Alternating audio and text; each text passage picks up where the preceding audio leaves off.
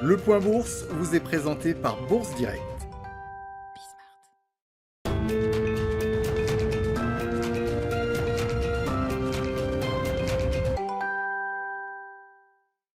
Clôture dans le vert ce soir pour le CAC 40. L'indice parisien gagne 0,85% à 6287 points. Sur la semaine, l'indice parisien gagne 1,91%. On notera d'ailleurs que c'est la troisième semaine de hausse consécutive pour le CAC 40.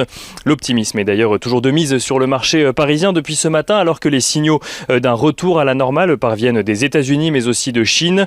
Après la salve de statistiques encourageantes publiées aux États-Unis hier, la Chine faisait état ce matin d'une croissance de son PIB de 18,3% au premier trimestre 2021 sur un an. Une croissance record à nuancer tout de même avec un premier trimestre 2020 lourdement affecté par la pandémie. Dans le sillage d'une reprise économique déjà amorcée sur la fin d'année 2020, les analystes attendaient même une croissance légèrement plus élevée du PIB dans le pays en annuel mais aussi en trimestriel, où cette croissance de PIB n'est finalement que de 0,6% par rapport donc au dernier trimestre 2020 contre 1,6% attendu. Même tendance du côté de la production industrielle en Chine qui rebondit de 14,1% au mois de mars mais qui reste inférieure aux attentes des analystes. Les ventes au détail ont en revanche surperformé les attentes des analystes affichant une progression de 34,2% sur le premier trimestre. Aux États-Unis, les investisseurs ont pu découvrir l'indice de confiance de l'Université du Michigan. Celui-ci ressort à 86,6 points, soit en légère progression sur un mois. Du côté des rendements obligataires, le taux à 10 ans aux États-Unis reste stable depuis ce matin, aux alentours des 1,58%. Mais la tendance à Paris a été également marquée par de nombreux résultats d'entreprise aujourd'hui. Si ceux de L'Oréal ont déçu les investisseurs malgré une progression des ventes sur le premier trimestre, les valeurs automobiles viennent en soutien dans le sillage de la publication des résultats de Daimler. Le constructeur automobile allemand qui possède entre autres Mercedes affiche un bénéfice d'exploitation de 5,75 milliards d'euros au premier trimestre, ce qui représente une hausse de 800% par rapport au premier trimestre 2020. Un résultat qui s'explique par une dynamique favorable des ventes dans toutes ces régions, ou dans toutes les régions en tout cas où le groupe est présent, et notamment par un rebond de ses ventes en Chine. Des résultats qui ont eu pour effet de faire progresser le secteur automobile donc en Allemagne mais également à Paris, porté également par la progression de 87% sur un an des immatriculations de voitures neuves dans l'Union européenne au mois de mars. On note donc que ce soir, Renault gagne 2,3%, que Stellantis gagne 1,45%, tandis que Valeo gagne près de 4%, 3,8% exactement. L'Oréal, dont on parlait donc il y a quelques instants, affiche de son côté une progression de 10% de ses ventes à données comparables sur un an, avec un chiffre d'affaires à 7,61 milliards d'euros, profitant notamment du rebond de son activité en Chine. Si les analystes anticipaient un résultat légèrement plus élevé, le PDG du groupe a estimé de son côté que L'Oréal surperforme le marché.